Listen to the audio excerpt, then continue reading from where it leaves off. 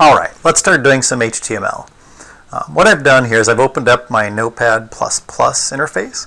If you don't have Notepad++, you can always get that by going to our web links page under the HTML and website building links. There's several things here, including free downloads. What I am using is this one, Notepad++. So you click it, you're able to download, load it up, get it running. So once you do that, here's your blank page. This works very much like plain Notepad that you would get in Windows, or in Macintosh, I think it's called TextWriter. And the nice thing about this is that everything you see on the screen is the only thing you see. So when you're doing HTML, all you want is a blank piece of screen, a blank screen. So anything that I type here, so hello world, all I'm going to see when I save this thing is this text. There's no formatting. I mean, I can change the way it looks. I can go to view. I can, for one thing, by the way, always check this word wrap. That way long lines will wrap to the next line so you can see them. But if I go to the view, I can change lots of other aspects of it, how it looks. But it doesn't change a thing about how it displays in a browser. Only what you see, the only formatting what you see here is what's going to show up. So I say hello world, and I'll have some more text, etc. All right, so make sure that as we go along here that you have your Notepad++ opened. If you are running into a difficulty, just pause the video until you can catch up and figure out what I'm doing and feel confident about moving on. All right, so first of all, that's all you need is just some plain text on here. All right, so what you do is just go to when you want to save this, you go to your file, do save as, pick the folder that you want to do. Here's the folder that I'm working in right now. I'm going to call this one tutorial. Make sure that you select the right format type. By default, most programs want to save as plain text. You do not want to save as plain text. Make sure it saves as one of these. You can call it whatever you want. I'm just going to call it this, and I'm going to save. All right, and when you do, you'll see your text transforms a little bit, and you end up with this. So that's really all there is to it. If you want to see how it looks, you just go to that folder. Here's my folder. I'm working on this tutorial. I will double-click it.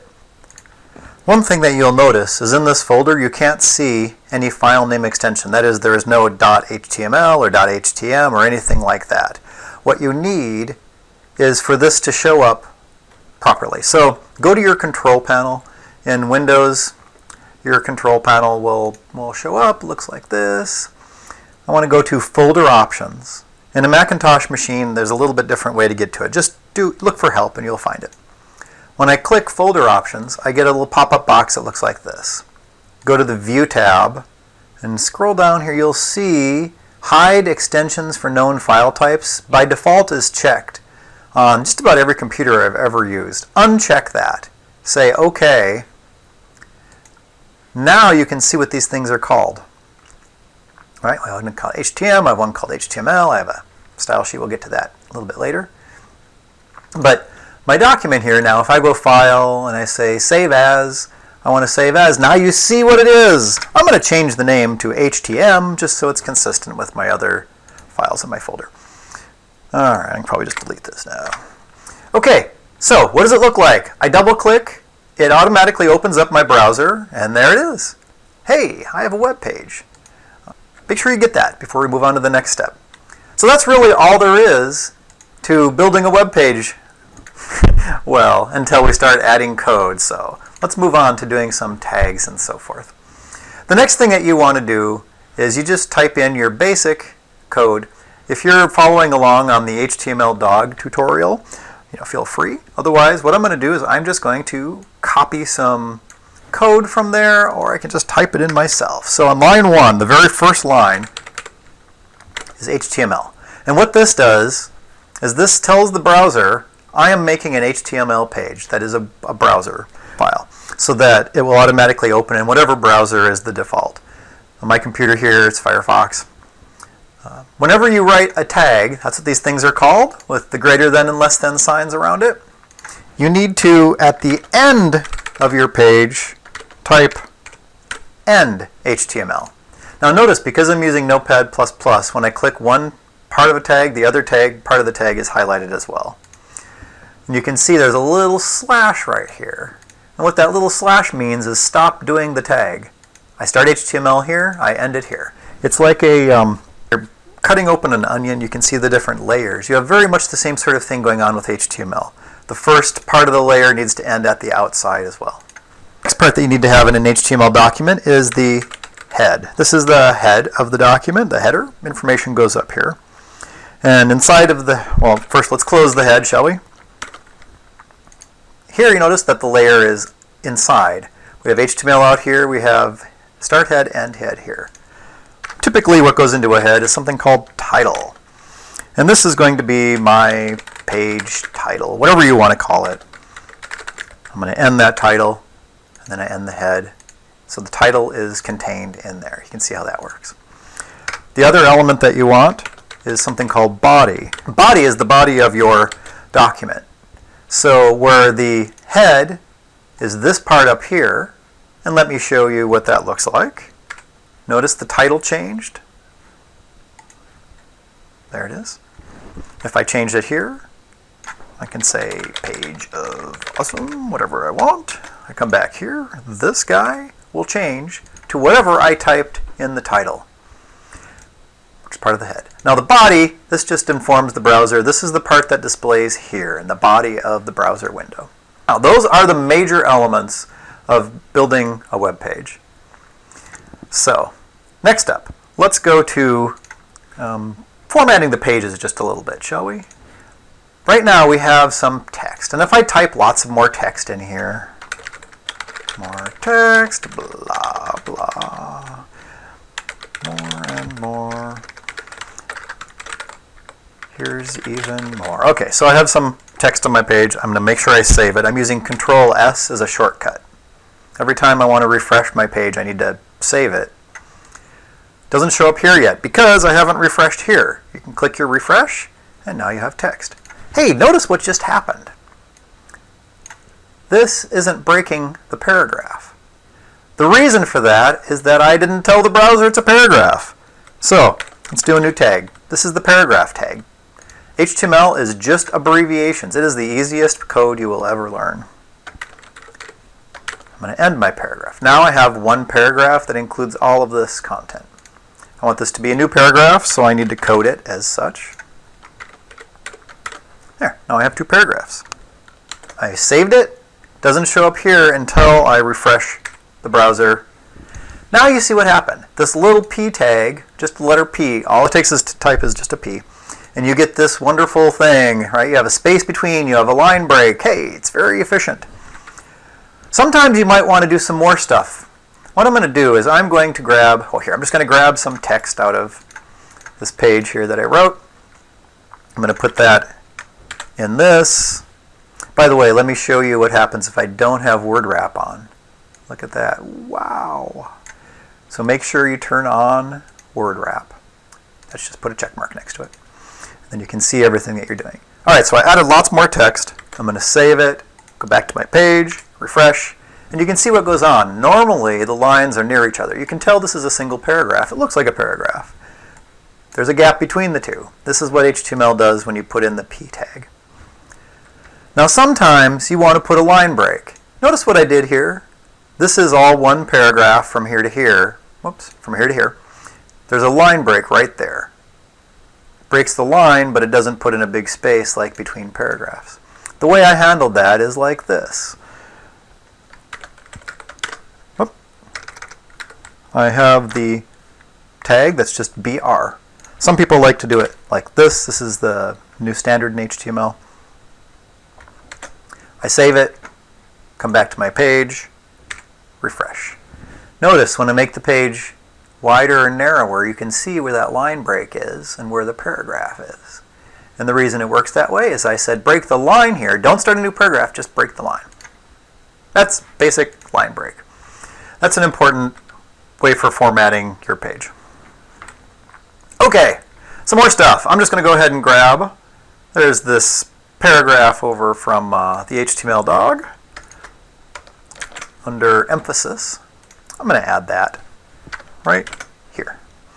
Okay, this is a paragraph with some text in it, and it has a couple of special tags. This tag here stands for emphasis. This tag stands for strong. Let me show you some alternatives, or italic.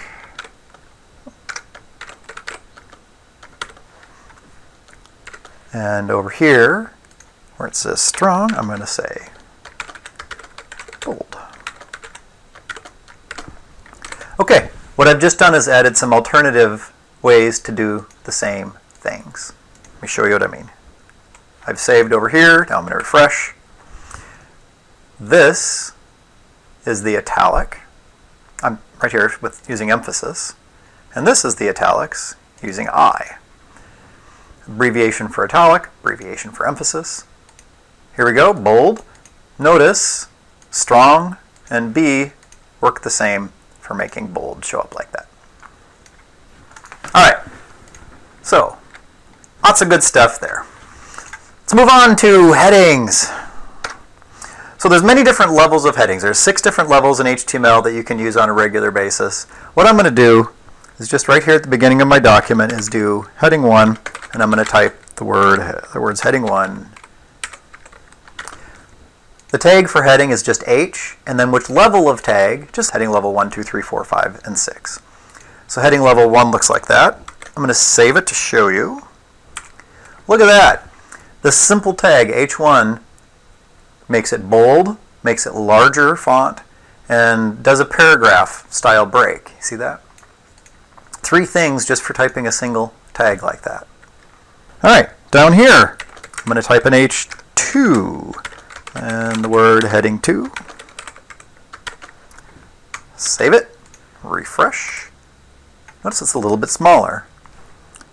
I'm going to add an H3, heading 3, and H3. Save that, refresh.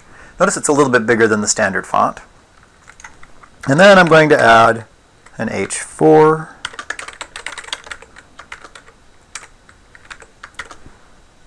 Save it.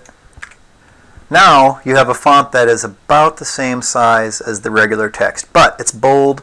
It has the line break just like a paragraph would have. And it's formatted as a heading, which when you're doing style sheets later, that will make your life simpler. And you can also do heading level 5.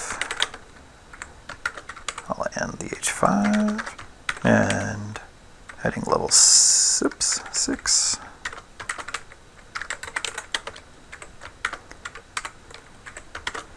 Save all that, refresh. 5, smaller. Here, I'm going to put some text down below each one of these, makes it easier to see what I'm doing. Notice what I'm doing, just copying some text and moving it around. It helps you be able to see what you're doing. So heading level 4 is about the same as regular paragraph font. Heading level 5, a little smaller. 6, quite a bit smaller. These typically people don't use as much because they're little like this, but you can do some neat things with those if you want. Next, let's move on to lists. There's a couple types of lists that you can use in HTML. If you're following along in the HTML dog tutorial, feel free to just grab that content. I'm going to do exactly that. The first type of list, let's put this right in the middle of my page here. Paste that in. The tag is UL, stands for unordered list. There's no order to this list. Inside of an unordered list, you need to have list items. These are the bulleted items. These are the actual list items in the list. So there's some text in there. I'm going to save it. Come back here, refresh. And there you go. Okay, so here's what a normal paragraph looks like. An unordered list is indented. It gets these bullets. And notice there's line breaks between, not paragraph breaks like this. It's line break like this. So the LI puts a bullet, indents, and line breaks. Each time you start an LI and end an LI. Whatever you put inside of that content is what shows up here between the tag and the end tag. So there's one type of list. There's also something called an unordered list. I'm sorry, an ordered list. And an ordered list looks like this. Oops, I goofed that one up. Make sure you have your brackets on both sides, your greater than, less than on both sides. I'm going to save it, refresh. Now instead of bullets, you get numbers. And if you change around the number, if you click, by the way, in Notepad++, if you click the number over here, you can cut, you can paste. If you want to keep these things aligned, you can just space it. Doesn't matter what kind of spacing you use here unless you're formatting as such. All right, I save it. Here's what it was before. I refresh, and notice the number stays the same, but it moves the items around. Because whatever order you put them here, this gets the 1, this gets 2, 3, 4, and so on. Now you can be fancy. I'm going to delete that. I just used Control X for a shortcut. I want to put that whole unordered list inside of one of these list items. So I'm going to show off. Here, I'll show you what it's been. Let me save. That's what it looks like deleted. To show off, I am going to put that whole unordered list inside of this one list item. There's my ordered list. Here's my list item. Notice it goes below, right? Save it, refresh, and you get another indent. And you can do that indefinitely, right? So here I'm going to add another one, save it, refresh, right? Keeps indenting. And if instead of making this an ordered list, I made it an unordered list, let me make sure I go with the correct one. I save it, refresh, and now you get bullets but a different style. There you go, lists. All right, well, let's move on to the hypertext part of HTML. What makes HTML so cool? What makes web pages work? What makes all these things do this? This is, I click here, I open up someplace I want to be able to look. Somewhere else on the internet, right? Here it takes me within a page. If I were to click, Creative Commons, it takes me to their web page, and there it is. So what makes that happen is links. And the way you make hypertext is that you use the A tag. So what I'm going to do is I am going to create a new section in my document. I'm just grabbing from the HTML tutorial. So let's see, how about I put it in, right here, I'll put a heading 2. Where to find the HTML? There we go, the HTML tutorial. So here's a new heading 2. Under that I have a paragraph. And then in my paragraph I have this special tag. All right, the A tag stands for anchor. There's the end of the A tag. Notice I don't have to end the other stuff. I just start the A, there's a space, and then there's an attribute here called href. It stands for hypertext reference. Then there's no space, equal sign, quotation marks. And then what's inside of the quotation marks is the value of this attribute of this tag. That's the language you use. You have tag, attribute, value. And the formatting has to look like this. You have a space between these things. You do not have a space inside of here. Quotation mark around the value. What this does is this anchors a hypertext reference, a link, to whatever is inside of the A tag, right? That is enclosed by the A tag. So this is the hypertext, HTML dog. Let's save that, see what it looks like. So there's my new H2. Here's my new code. Right there is this right here. It shows up differently because it's a link. I click it, and hey, look at that. It opens up the HTML dog tutorial. So that's how you make links. Notice what happened when I clicked here. It opened up in the same window. One thing that's really useful when you're opening up links to other web pages from yours is to use the target attribute. Again, the way that you do the attributes is you just type whatever the attribute is, target, and then equals. I'm going to put my quotation marks in there. And then the value of this target is going to be underscore blank. If I use this particular value, it will always open up a new window or tab, depending on how the user has set up their computer. All right, save it, come back here. Make sure you refresh, otherwise you won't see the changes. Now when I click it, it opens up a new tab. Every time I click it, it opens up another new tab.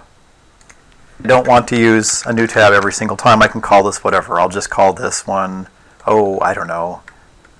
thing. You can name it whatever you want. Thing, monkey, whatever. Tool.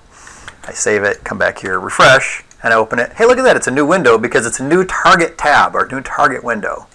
But because I named it something unique, not underscore blank, when I click it, it opens up the same one again. Notice this tab, it refreshes each time I do that.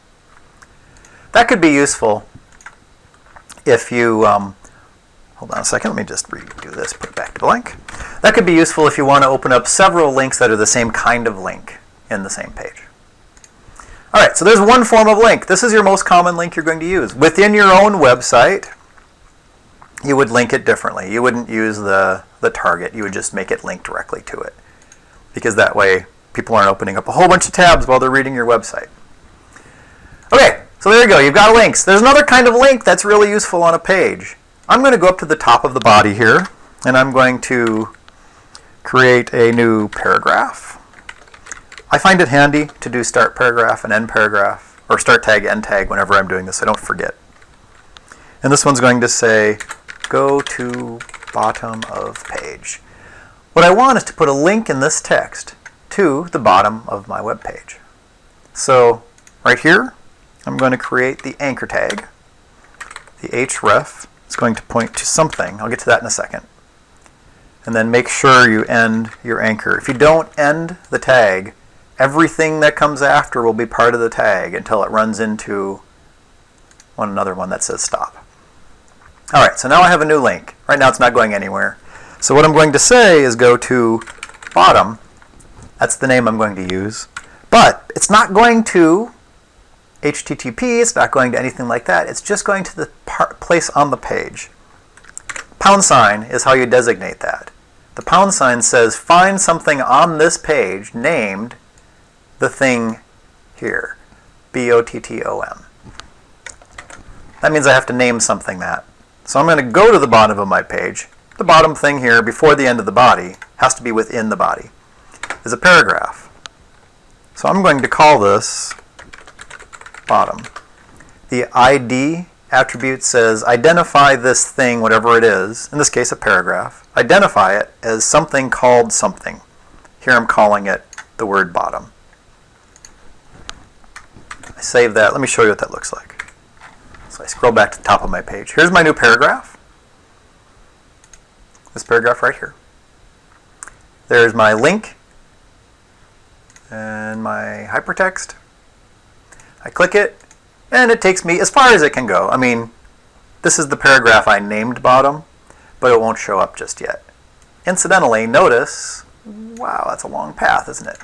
Go to the end. You can see the link here.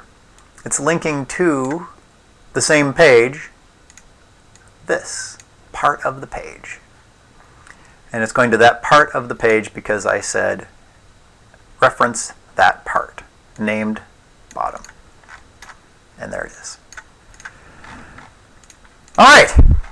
Hey, you've got all kinds of good stuff going on now. You've got links, you've got paragraphs, you've got specially formatted stuff.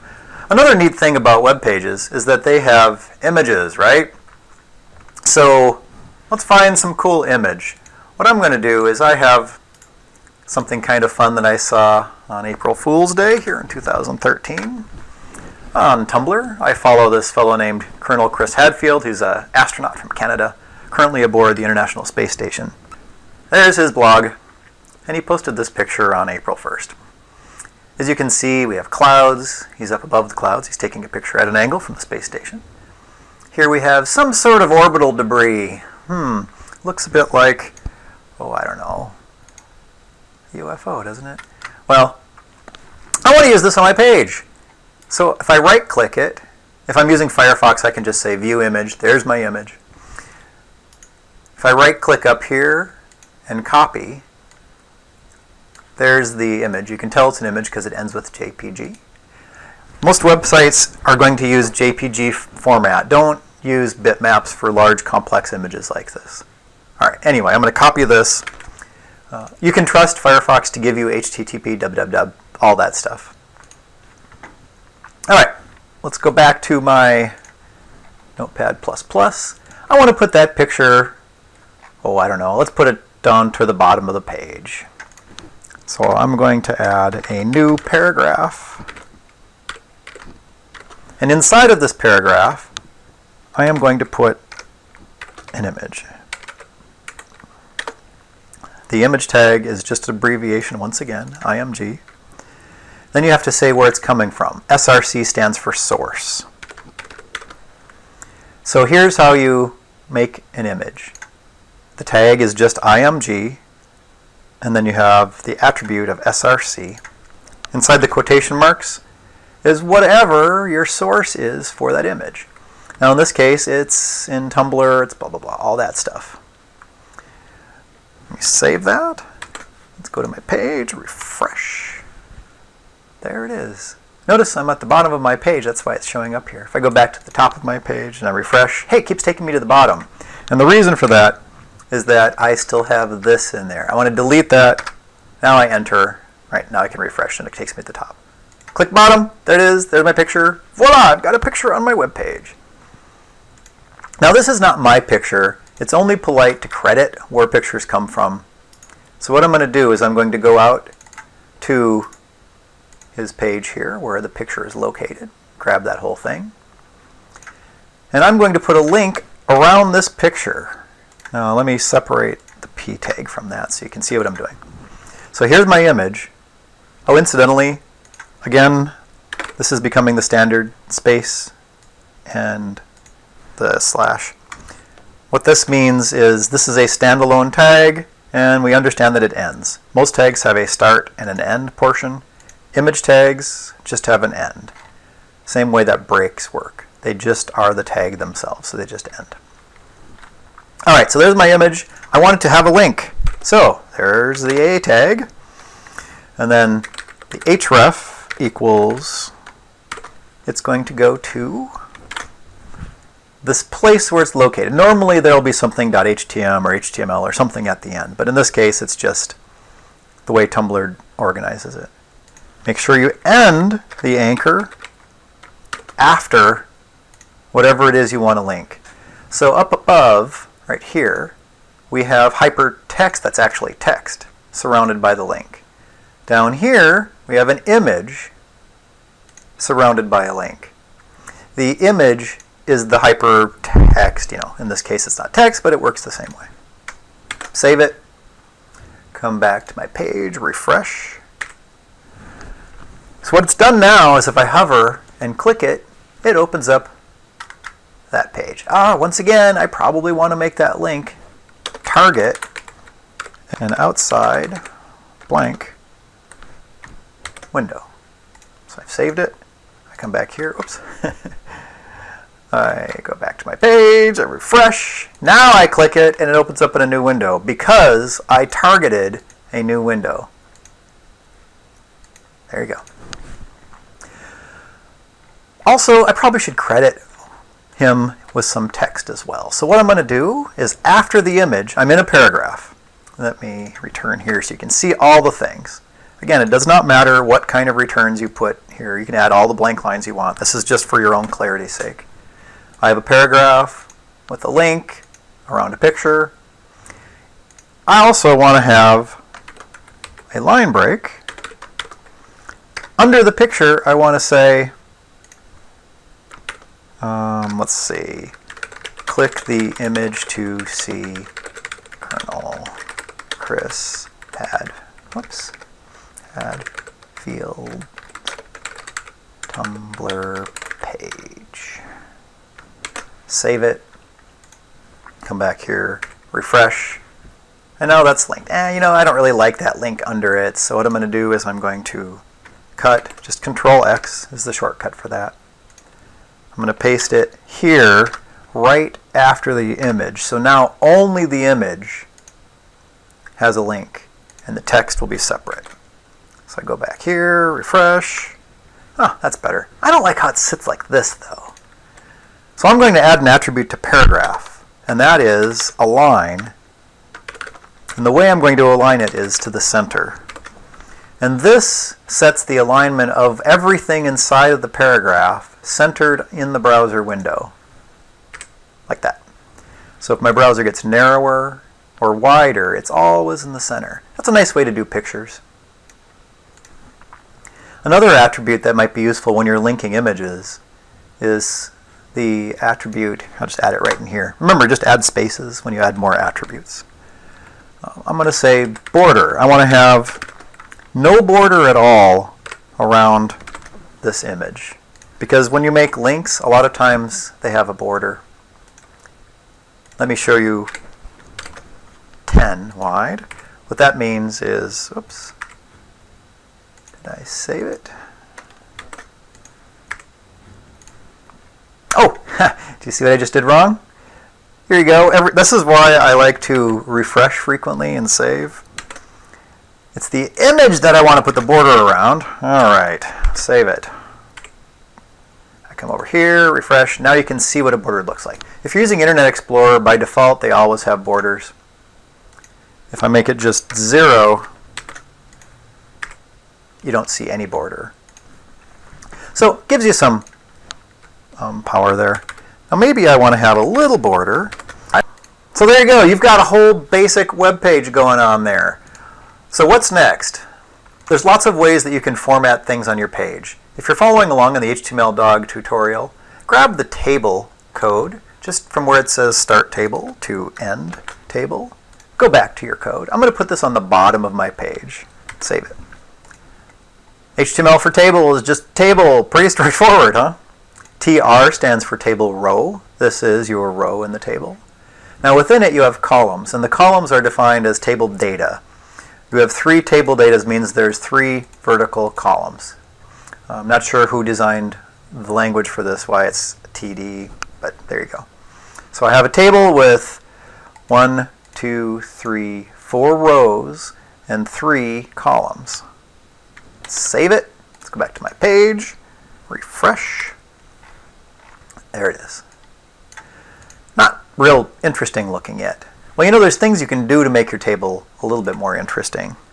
So what I'm going to do for this is, first of all, add a border 1. The number, when you don't put any definition next to it, just means 1 pixel. That's the default in browsers. If I refresh, there you go. I have a 1 pixel wide border. Incidentally, since that paragraph is no longer the bottom of my page, what I'm going to do here is I'm going to make the thing on the bottom of the page be identified as the bottom, right? Doesn't that make sense? Notice you can call lots of things whatever you want by using the ID attribute. I'm using that here for the table. So now I save it, come back here, refresh. Well, there you go. Doesn't change anything, but now if I go to the top of the page and click go to bottom, it takes me down here instead of to this paragraph. Okay, so let's add some attributes. I have a border, I added ID, I want something called cell padding. Now this is nice because it adds some pad. Let me show you what I mean by that. Here we go. 10 pixel wide pad. Everything within that table data now has a padding of 10 pixels, left, right, top, bottom. You can do this using style sheets as well, but it's a little bit different.